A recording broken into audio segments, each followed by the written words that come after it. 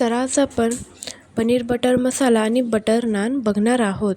त्यासाठी मी इकडं 3 वाटी मैदा घेतलेला आहे. मीठ आणि दही टाकून घ्यायची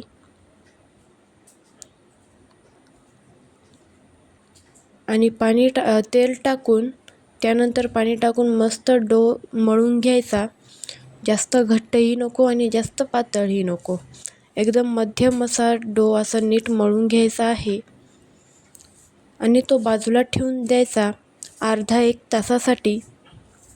त्यानंतर एका मिक्सरच्या भांड्यामध्ये अद्रक, मिरच्या, 1 टमाटा मी इकडं घेतलेला आहे आणि लसूण टाकून वाटून घ्यायचं. त्यानंतर पनीरचे क्यूब्स घ्यायचे, त्याच्यावर लाल मसाला आणि मीठ टाकून मिक्स करून घ्यायचं आणि त्यानंतर एका पॅनमध्ये बटर आणि तेल टाकून मस्त ते पनीरचे तुकडे छान फ्राय करून घ्यायचे. चांगले खरपूस होऊन जातात.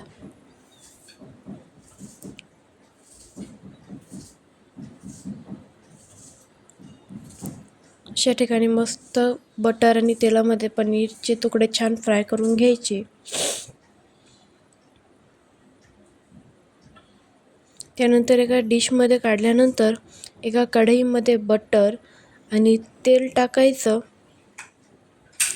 आणि एक बारीक चिरलेला कांदा टाकायचा.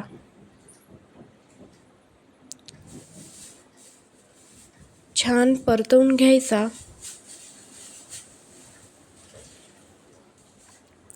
जोपर्यंत त्याचा कलर ब्राउनिश होत नाही तोपर्यंत कांदा छान परतून घ्यायचा.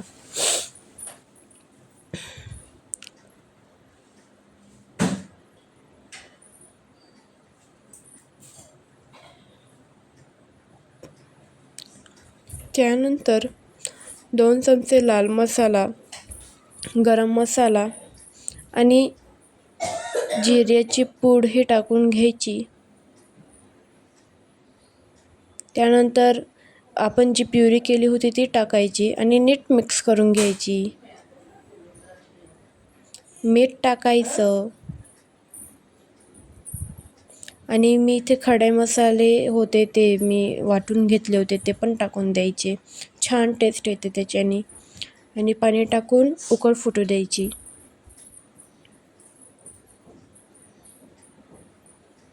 आणि आमच्या घरी खूप अशी फ्रेश मलाई होती तर मी ती पण टाकली होती. छान क्रीमी फ्लेवर येतो आणि टेक्स्चर पण छान होऊन जातं. त्यानंतर आपण जे पनीर परतून घेतलेले होते ते टाकून द्यायचे आणि कसुरी मेथी टाकायची. खूप छान मस्त स्वादिष्ट बनतं. आता आपण जो नानचं जे पीठ हे केलं होतं, मळलेलं होतं, आता आपल्याला लाटायला सुरुवात करायची. तर इथे मी काळे तीळ आणि कोथिंबीरचा वापर करून मस्त नान छान लाटून घेतल्या होत्या.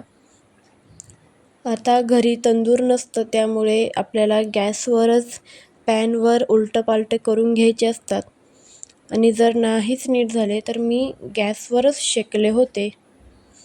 ते तुम्हाला आता पुढे दिसेलच. तर असं लाटून झाल्यानंतर मी तव्यावर टाकले होते. तव्यावर जर नाही नीट शेकले तर मी डायरेक्ट गॅसवरच असे उलटे पालटे करून छान मस्त भाजून घेतले होते आणि मस्त सर्व केलं. एकदम छान चवीला एकदम स्वादिष्ट आणि सगळ्यांनाच आवडून गेलेलं होतं. तुम्ही पण एकदम मस्त ट्राय करा आणि माझ्या चॅनलला लाईक करा, सबस्क्राईब करा आणि शेअर करा. बाय. थँक्यू.